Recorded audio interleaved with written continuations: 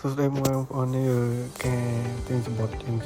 ការប្រដាក់លុយចូលហើយយើងចុច ticket វាមកវាចេញ ticket ឲ្យហើយយើងរងចាំតិចទៅគេអាប់លុយអាប់អីយើងហើយប្រការចូលគឺយើងកាន់តែដាក់កាតចូលទៅក្នុងនឹងហើយយើងយកវាពីខាងនឹងមកវិញមកហើយដល់កន្លែងចេញគឺដូចគ្នាហើយឥឡូវយើងនឹងធ្វើការដើរទៅកន្លែងរថភ្លើងអស់គ្នាហើយខ្ញុំនឹងដាក់វីដេអូឲ្យលឿនឲ្យបងប្អូនទាំងគ្នាមើល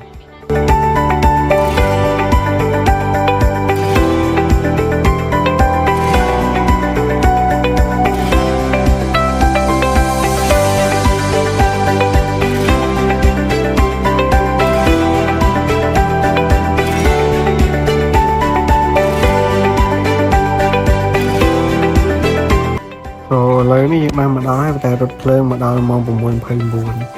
ឥឡូវយើងចាំរថភ្លើងខ្ញុំនឹងថតឲ្យពុកម៉ែបងប្អូនអរគ្នាមើលទៅពេលរថភ្លើងមកដល់វាមនុស្សច្រើនឬក៏អត់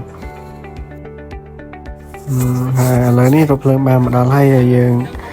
ឆាប់រុះរានឡើងទៅរថភ្លើងតិចព្រោះអីរថភ្លើងនៅហ្នឹងតែឈប់ហើយគឺបើកតាទ្វារប្រហែលជា 5-10 វិនាទីគេបិទវិញហើយពេលទៅយើងត្រូវឡើងលឿនតិច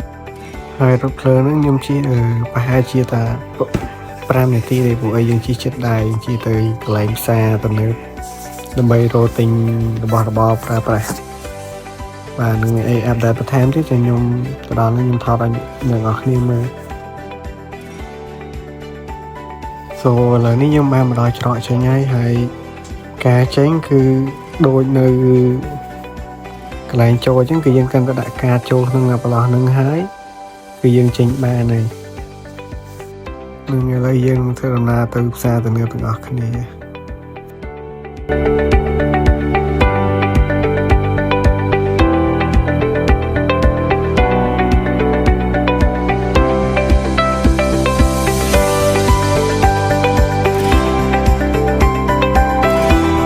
ឥឡូវនេះយើងបានមកដល់ផ្សារទំនើបហើយយើងដើរមើលនេះមើលនោះយើងត្រូវគួរទិញអីនឹងប៉ុន្តែខ្ញុំអត់បានទិញអីទេនៅក្រោមគឺខ្ញុំដើរឡើងទៅលើទៅមើលរបស់របរដែលយើងត្រូវការនៅពេលនេះខ្ញុំបានឡើងមកដល់ចុងលើមានរបស់របរលក់ជាច្រើនតុក្កតាមិនថាតុក្កតាមួយជើងហើយតមុខបន្តិចខ្ញុំក៏បានឃើញកង់ហ្នឹងក៏មើលតម្លៃទៅវារឿងធូរថ្លៃដែរតែយើងអត់ត្រូវចាំបាច់ព្រោះកន្លែងធ្វើការអីយើងនៅចិត្តផ្ទះដែរហ្នឹង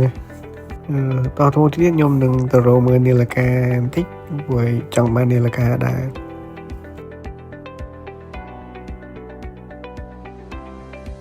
ឥឡូវខ្ញុំបានមកដល់កន្លែងនាឡិកាហើយខ្វះក៏ចង់បានប៉ុន្តែស្ទើរថវិកាព្រោះអីវាថ្លៃពេក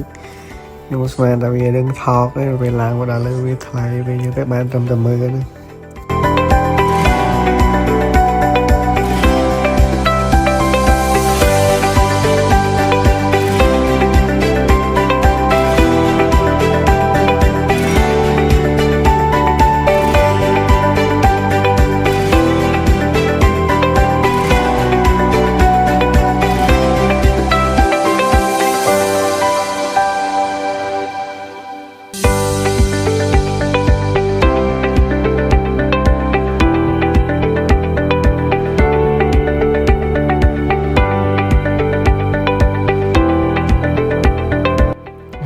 ខ្ញុំក៏បានមកចាប់តុក្កតាប៉ុន្តែចាប់តុក្កតាហ្នឹងវាយូរដែរចូលចង់កន្លះម៉ោងដែរត្រឹមបាន